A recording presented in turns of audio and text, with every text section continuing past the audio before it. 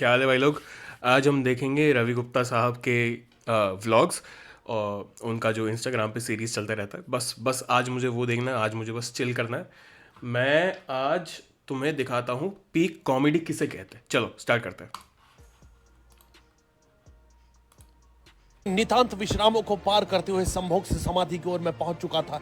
तपोवन ओशो आश्रम। मानसिक ऊर्जा को भौतिक ऊर्जा में बदलने के लिए यहाँ नृत्य का सहारा लिया जाए। मैं ऐसा नाचा कि शरीर से बिजली बनने लगी। लोगों को मेरा नाच रुकवाना पड़ा। बिजली के झटके से बुजुर्ग की मौत भी हो चुकी थी और समय से पहले बुढ़ाऊ ने अपना बचपन खो दिया। इस घटना से सभी शौक थे और उन्होंने शौक सभा रखी। मन को खोदते हुए मैं टटोलने लगा। तभी पंच महाभूत इकट्ठा हुए और बोले मजा करो। लोगों को दुख से निकालने के लिए मैंने गाना बजवा दिया। थप्पड़ मारूंगी तप तप थप्पड़ मारूंगी। एक लड़की सीरियस हो गई, उसने मुझे एक चाटा रसीद कर दिया। दरअसल मैं वहाँ के लोगों को अपने कल्ट में शामिल करना चाहता था। मैंने उनको अपने प्रवचन सुनाने शुरू कर दिए, पर फायदा नहीं हुआ क्योंकि उन्होंने कल्ट फिट का सब्सक्रिप्शन पहले ही ले रखा था। नहाऊं कि कूद के मर जाऊंगी ये सोच के एक फॉरनर वहीं नदी के पास खड़ा था। मैं हमेशा सोचता था कि मैं फॉरनर कब बनूं। फिर याद है कि मैं नेपाल वालों के हिसाब से फॉरनर ही हूँ। इस कम्यून में चारों तरफ कसूरी मेथी के खेत लहलहा रहे थे। लड़की ने पूछा कि मुझे मोक्ष प्राप्त कब होगा। मैंने बोला 2 दिन शेव नहीं करोगे तो अपर लिप्स पे मोक्ष अपने आप आ जाएगा। मार न खा जाओ इसलिए सर पर दौड़ गया और मुझे मेरे कल्ट का पहला फॉलोअर मिल गया जो एक कुकुर था। भारत की अर्थव्यवस्था पर मेरे विचारों से वो बहुत प्रभावित था। देश की न्याय व्यवस्था में कैसे सुधार हो इस पर भी हमने चर्चा की। कुकुर और वानर का युद्ध कैसे रुके इस पर भी गहन चर्चा हुई। आश्रम में कई सन्यासी जहाँ स्वयं की तलाश कर रहे थे, वहीं कई भोजन भट्ट यहाँ दिन रात भोजन ही चापने में लगे हुए। पर यहाँ की दाल मखनी ने मुझे भी दीवाना बनाया। स्वामी जी से भी मैंने गंभीर विषयों पर चर्चा की, जैसे ब्राउन रंग किसने लिखा है। स्वामी जी ने बताया कि जिसके पास पेन थी उसी ने लिखा है।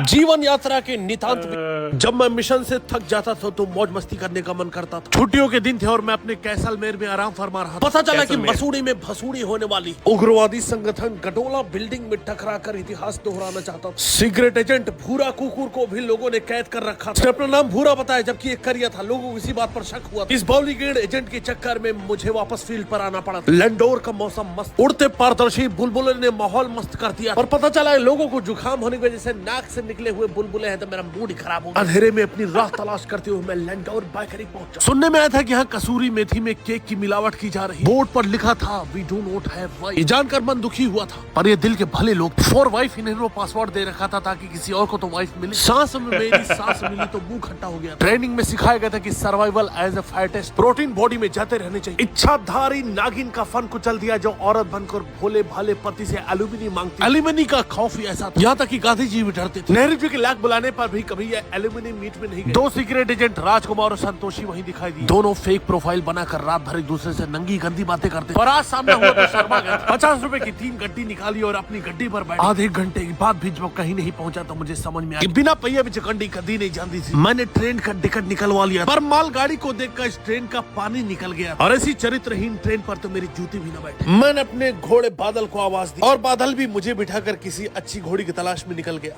जब मैं मिशन से एपिक भाई एपिक। बस बस बस चुपचाप मुझे बैठ के बस ये व्लॉग्स देखना है। तो कुछ मत बोलना एंड में जाके कि क्यों नहीं बोला तूने कुछ। मुझे कुछ नहीं बोलना, तुम बोलो जो बोलना कमेंट में। बस मुझे शांति से व्लॉग्स देखने दो आज। अपने सीक्रेट मिशन के लिए मैं आगरा पहुंचा और मेरे कदम बरपसी ताजमहल की तरफ खींचे चले आए। यहाँ पुरानी ऐतिहासिक इमारतें थी। मुझे वो कैफे कॉफी डे भी दिखाई दिया जहाँ शाहजहां बादाम का दूध पीने आता था। इमारत में घुसते ही बंदरों से दूर रहे का बोर्ड दिखाई दिया। ये बोर्ड बंदरों ने ही सीरियसली ले लिया था और अपने बच्चों से ही दूरी बना ली थी। ताजमहल 2 शब्दों से मिलकर बना है, ताजा और महल। 568 साल पुरानी इस इमारत को रोज तरोताजा रखने के लिए रिन से धोया जाता था। छोटे बच्चे का पहला सुसु का याद दिलाता हुआ ये फव्वारा अपने आप में अलौकिक। शाहजहां की पहली पत्नी मेहरारू निशा भी अपनी सौत का मकबरा देखने आई और सोच रही थी कि उस कलमुही में ऐसी क्या खास बात थी जो मुझ में न थी। ताजमहल अपने आप में एक काला इतिहास समेटे हुए है। माना जाता है कि 20,000 मजदूरों के यहाँ कटवा दिए गए और बाद में हाथ भी कटवा दिए गए। विशाल काय पनीर के टुकड़ों से बनी हुई इमारत भैंसों के ऊपर अत्याचार को भी दर्शाती। मुगलिया सल्तनत ज़ारो कतार रो रही थी। जहाँ कभी बादशाह घुमा करते थे वहाँ कबूतर हग रहे थे। एक गुप्त रास्ते से जब मैं आगे बढ़ा तो मुझे आवाज सुनाई दी, किस कलर की चड्डी पहने हो?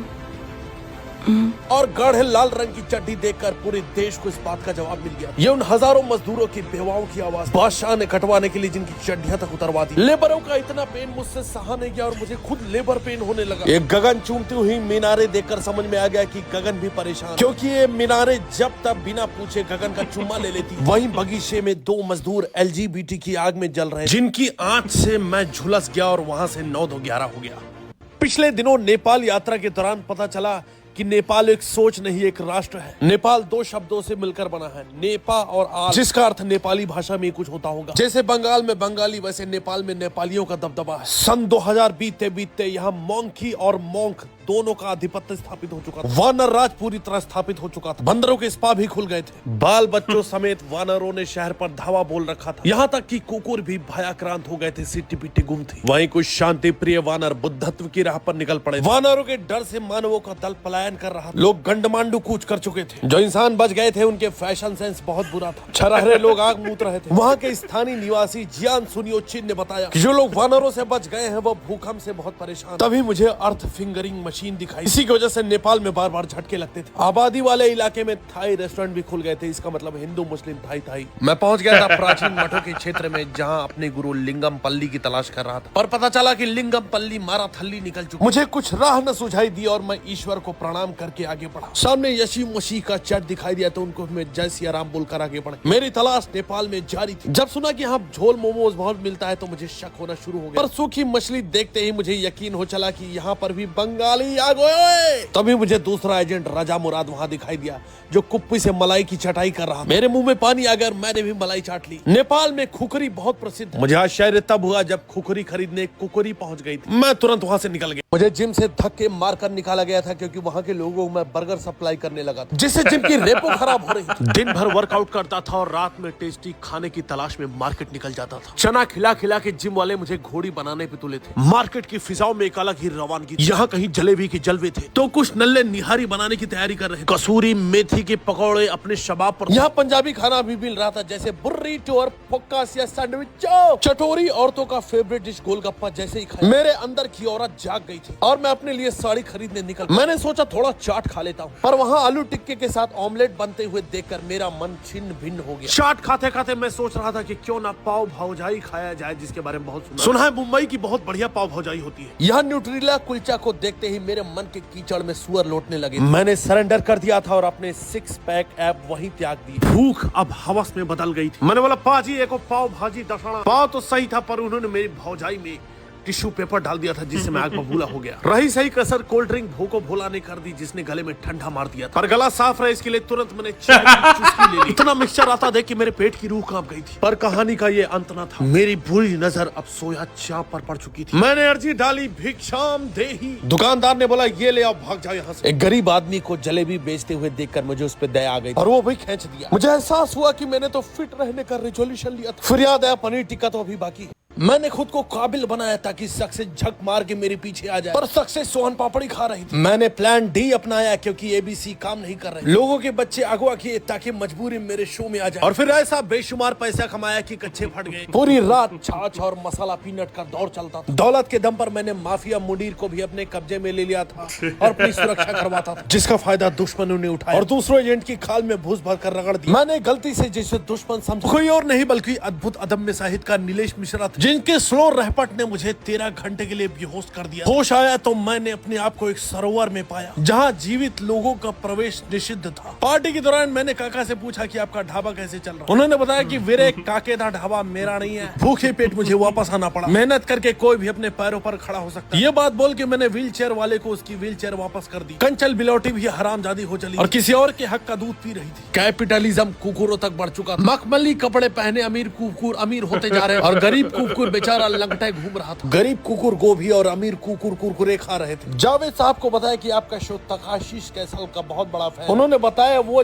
जावेद जाफरी है। मेरी किताब शहीद आजम भगत सिंह के स्टॉल पर बेशुमार भीड़ लग चुकी थी। किताब हाथों हाथ बिक गए और लोग मुझे खरीदने पर उतारू हो। तब माफिया मुडी जब मुझे सुरक्षित निकाला और वॉशरूम में बंद कर दिया। दुश्मनों को उनकी औकात दिखाकर ये एजेंट बगदाद की सड़कों पर पहुंच चुका था। उग्रवाद का खात्मा तो हो चुका था, पर कुछ सांप अभी भी बिल से फन उठाने के लिए तैयार रहते थे। मैं फल की चिंता नहीं करता, इसलिए मैंने गलत फल उठा और बिना छिलके का संतरा खा के मैं बिलबिला उठा। मेरी नजर पड़ी उस जहाज पर जो लेडीज पायलट के हाथ में आते ही अनियंत्रित हो चुका। इसने फ्लाइंग का क्रैश कोर्स किया था। इसको लगता था क्रैश करना सिखाते। मैंने अपनी गड्डी से जहाज के यात्री और सैंडविच दोनों बचा लिए थे। शहर में एक बड़ी साजिश रची जा रही और मुझे इसका पर्दाफाड़ करना था। राजनीतिक दोस्त से मिला तो उसने बताया कि अब मैं सरकार में नहीं हूँ दोस्त। सरकार गिरने के बाद वो मुलायम पड़ चुका था, मैं खुर्ज बलीफा पहुंच चुका था। चीते की चाल और बांझ की नजर से मुआयना करते हुए मुझे बचाओ बचाओ की आवाज आई। जनता बाढ़ से घबरा चुकी। अपनी सिरकेट शक्तियों का इस्तेमाल करके मैंने बाढ़ को काबू में पा लिया था। उग्रवादी संगठन मूसा का गुल के सदस्य मरुस्थल में घेड़ मस्ती कर रहे। इनके नुमाइंदे खड़े खड़े तुम्हारी आंखों में धूल झोंक दे, तुम्हें पता ही नहीं चला। गुस्सा मुझे तब आया जब ये लोग मेरी गाड़ी उड़ाने की कोशिश कर रहे। टायर की हवा निकाल कर उसमें हीलियम भर देते और गाड़ी उड़ने लगती थी। और मैं उन्होंने गड्डी विच पीछा करता सी तो मेरी गाड़ी रेत विच धसड़ा गई। मेरी गाड़ी के गड़बच्चे उड़ गए। हाथ में आए तो गाड़ी की लाश के कुछ चंद टुकड़े। इस बियाबान रेगिस्तान में बालू भी मेरे दुश्मन बन चुके। समय मेरा साथ नहीं दे रहा था क्योंकि वो लेटेंट में बिजी था। एजेंट सुपर कमांडो ध्रुव ने मुझे पक्षियों से बात करने की भाषा सिखाई। मैंने बाज को बुला लिया जिसका नाम जाबाज था। मैंने बोला दुश्मनों का पता करके। बाज ऐसा उड़ा कि साला पलट के नहीं आया। किसी ने बोटी डालकर जाबाज को दगाबाज बना दिया था। इस बियाबान रेगिस्तान में मैं अकेला रह गया। आम पकने के बाद जैसे पेड़ से टपकता है वैसे ही टपक गया। बाकी कहानी अगले एपिसोड।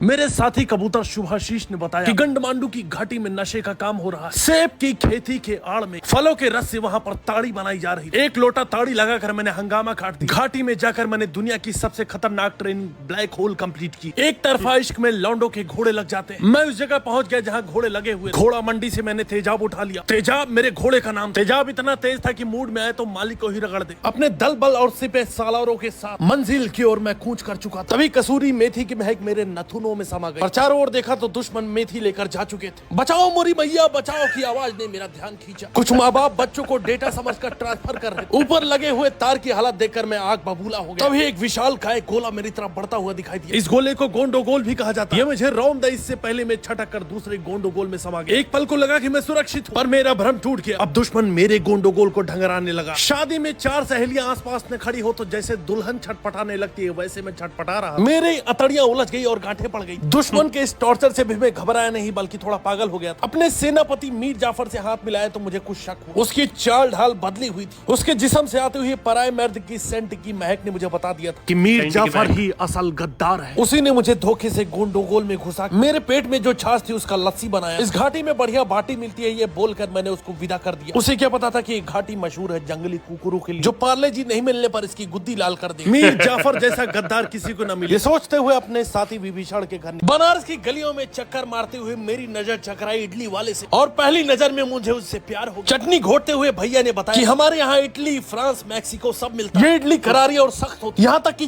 दक्षिण भारत के लोग भी ये इडली खाकर अपने दांत तोड़वा बैठे। भूरी नाम की भैंसी को यहाँ दिन रात नींबू खिलाकर उसके थन से सीधा पनीर निकाला जा रहा था। यह अत्याचार मुझसे देखा न गया और मैं सीधा अफीम वाली चाय खींचने लगा। उससे भी डोपामाइन हाई न हुआ तो मैं सीधा रामनगर पहुंच गया जहाँ लस्सी के नशे खुलेआम किए जा रहे। 2 घूंट उतरते ही लस्सी ने अपना काम कर और मेरी आत्मा का छाछ निकाल दिया। नशा उतारने के लिए जरूरत थी डिओडेंट वाले पान में हमेशा डिओडेंट या सेंट लगाकर ही खाता हूं। या कम से कम मुल्तानी मिट्टी तो होनी ही चाहिए। उससे मेरे लिप्स जूसी रहते हैं। काशी के कुकुर भांग के नशे में भंड रहते हैं। भांग ने इनके अचेतन मन को सुरमई कर दिया था। तभी मेरे अंडर वाटर एजेंट नेहा फक्कड़ ने बताया कि जल्दी नदी में आ जाओ हमला हुआ। मैं अपने साथियों विशाल और शेखर के साथ निकल पड़ा था। नाव पानी में उतार दिया और सर पर दौड़ाने। नाव में स्थित कुछ सैलानियों पर साइबेरियन पक्षियों ने हमला कर दिया। चोंच मार मार कर इन्होंने कई मर्दों के ब्लाउज फाड़ दिए थे। षड्यंत्र के तहत मैंने उन पक्षियों को दाना डालना शुरू कर। बिना वीजा बिना आधार कार्ड के पक्षी आ जाते पर हमारे देश की तोतियों और बगुलियों को छेड़ते। इनके दाने में मैंने पोटेशियम थायराइड नामक जहर मिला रखा जिसे खाते ही ये बंगाली बिन मछली की तरह फड़फड़ाने लगे। काशी आधुनिक हो चला। समुद्र मंथन के लिए अब यहाँ यंत्र का इस्तेमाल होता था। नशा उतर रहा था और शरीर में चाय की कमी हो रही और दादा की चाय पीते ही शरीर में खून बनना शुरू हो चुका। तभी आवाज आई पकड़ साले को पकड़। पाब्लो चाकोबार ने हमला कर दिया जिसकी कसूरी मेथी मैंने कोलंबिया से चुराई थी। बनारस की चल चलो चलो चलो चलो